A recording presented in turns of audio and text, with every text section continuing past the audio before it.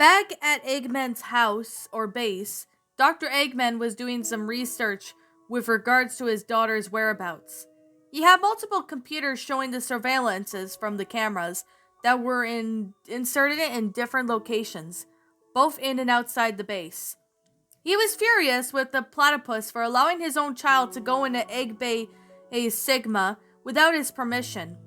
Even though she was not allowed there without adult supervision, her father did not intend to let her be watched by his former assistant.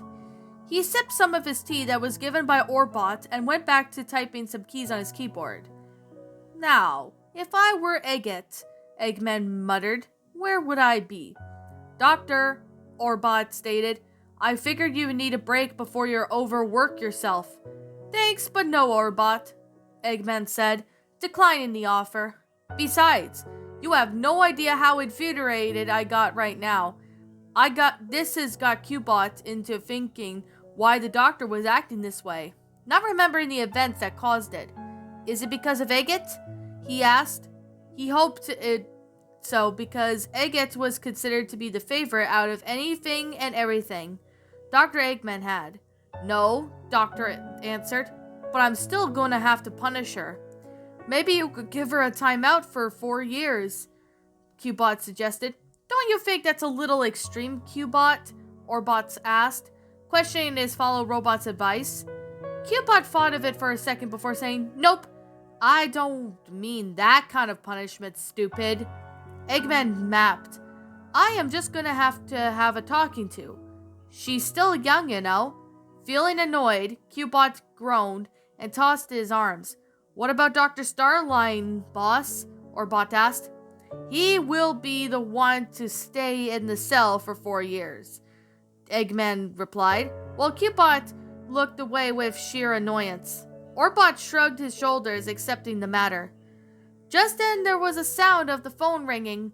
Dr. Eggman picked up the phone to answer the call. Hello? He asked. On the other line, a low male voice could not be heard, but it then said, Yes, hello? Is this your refrigerator running? The doctor was entirely confused by whatever the stranger was talking about, but he decided to give the answer away. Well, yes, I guess so, Dr. Eggman said. Well, you better go catch it, 'cause it's running away from your base, the stranger demanded before hanging up. It was then Eggman realized that he had received a prank call. I hate it when they do that, he muttered. He shook his sourness off and went back to his research. Now let's see what's going on in the Grand Metropolis, the doctor said. He then typed in the city's name, and the screen revealed the city itself. Grand Metropolis had tall buildings and roadways that were controlled by the Hexaico, energy producing company. Back at Dr. Starline's respiratory, Ruff was having a laughing his head off after he called Dr. Eggman from his base. That was a good one, he chuckled. I almost gave us away when you told Eggface to catch the fridge, Tumble said, laughing along with his brother. Dr. Starline walked over to them and said, Boys, we are ready to go. Oh, we're all ready? Ruff asked. Yes. We've been waiting for you for 5 minutes, Dr. Starline stated. Well, in that case, Tumble said. He then looked at Ruff, who gave him a smirk. Then they walked over towards Dr. Starline as they showed off their rhymes. Yeah, better not be trippin', Ruff began. Yeah, better not make it stumble, Tumble said. It's showtime for Ruff and Tumble.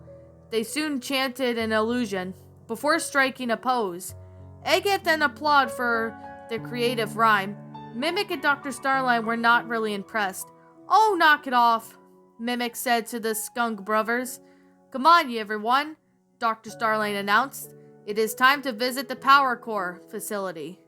Egget, Mimic, and Dr. Starline took out the front of the truck, while the Skunk Brothers took the back.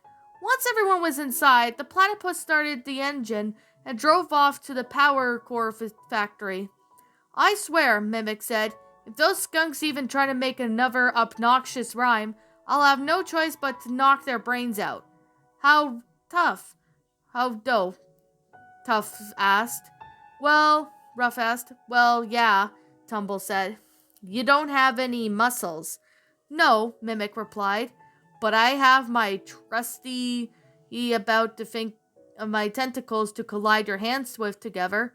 Dr. Starline heard this and began to think about the shapeshifter.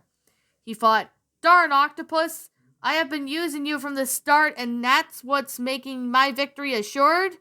He then shook his head and placed his hand on his forehead.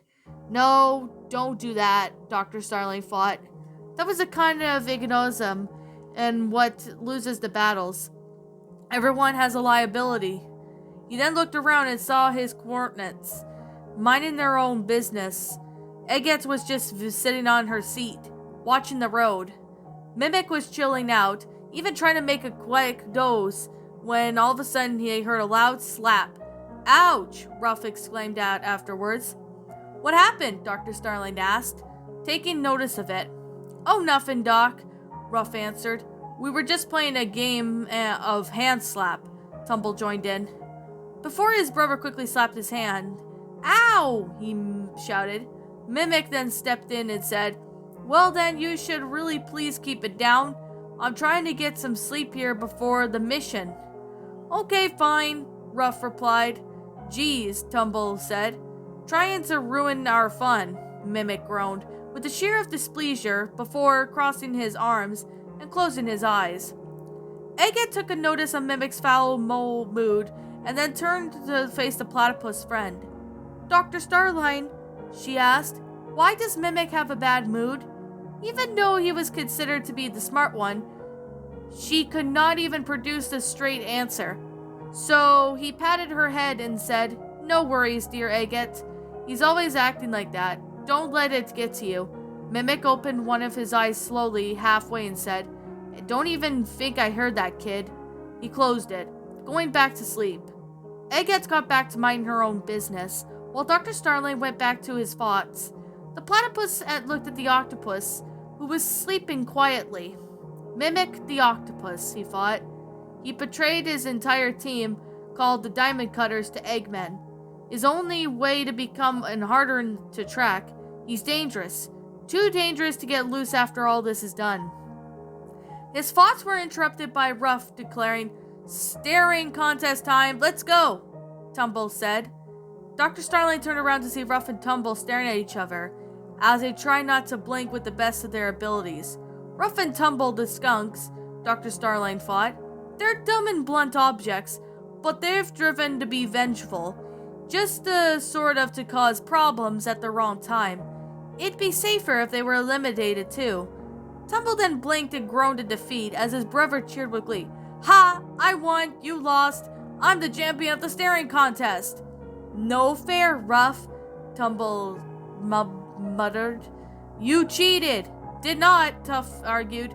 Did too, Tumble said. Did not, Ruff said, nearly raising his voice. Did too, Tumble said, raising his voice. Did not, Ruff shouted. Did too, Tumble shouted. Shut up! Dr. Starline and Mimic exclaimed. This quieted the skunk brothers down, as they were shocked to learn that both the platypus and the octopus agreed on one thing. They would have a bit of silence. Dr. Starling and Mimic both looked at each other in awkwardness before going back to their business. His attention was focused on Egghead, who was drawing a picture with a paper and crayons that she was given prior to their departure.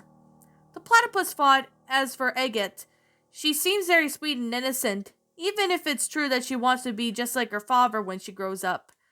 But she could be perfect as my assistant once I have the egg-based Sigma, so I think she could stick around. He shifted his attention over to the road, as he was the one who was driving his own truck. I had played the idea of keeping some of them around, perhaps fold them into my master project. But the platypus placed his hand on his forehead again and thought, no, I can't afford all simultaneously. Once this is over, Egghead can stay, but the rest has to go, he quietly said to himself, and continued to drive around the road. Team Sonic arrived at the Grand Metropolis after zipping through the mystic ruins and through the station square. There they were standing on the highway, exclaiming the city. This is it, Sonic said. Grand Metropolis, a city that is either noisy or polluted. Yeah, Tails said, except the fact that there are no cars in the streets below. Everyone looked down and saw nothing but an empty road. Knuckles stretched his arms out and said, Welp, they don't call it the city for the future for nothing. Lavinia looked at her boyfriend, tilting her head slightly to the right, with a confused facial expression. Huh? She asked. What does it say on the sign? Knuckles explained. Then he pointed at the sign that read Hexa Ico. We're produce energy for the Grand Metropolis, the city for the future. After reading the sign, Lavinia understood what Knuckles was talking about and said, Oh! Before he and his team could move onward, Sonic heard a voice that he immediately recognized. Sonic! It called. It was a surprise to see you here. He turned his head around and saw Amy Rose with her team, who had just arrived as well. He smirked at his girlfriend and said, It's a surprise to see you two here, Ames. She then ran up towards them, and they shared an embrace. Hello, Sonic, Tails, Knuckles, and Lavinia, Cream greeted them. What are you doing here? Well, we are after Dr. Starline, Tails answered. Oh my gosh, Cosmo gasped. So we are. Did you get the same letter from this Bell person? Sonic asked. Yes, Big answered. I even found a piece of oak in Froggy's mouth. The purple cat then took out the piece of oak to show to the others. Sonic looked closer at the beginning to remember the texture. I recognize this, he said. This made his friends confused on how he remembered to be able to see something like this so quickly. What do you mean, Sonic? Tails asked. This oak, Sonic said, paying more attention to the small chunk of wood. I must have seen this before. Where? Amy asked. As much as the blue hedgehog wanted to answer how he remembered seeing the oak wood, he could not, as he was lost with words. I don't know, he answered, shaking his head. It was a long time ago. Then you might know who Belle is, Lavinia assuming the mystery. Maybe, Sonic replied. But the hedgehog's thoughts were interrupted by Eggman's robots, who appeared out of nowhere and began to block the hero's path. Oh my chaos, Lavinia cried. Eggman's robots, Cream gasped. He must have sent them here to slow us down, Cosmo stated. Dad, Eggman, Knuckles growled. At this point, he was now or never for Team Sonic and Team Rose to team up and take down the robots.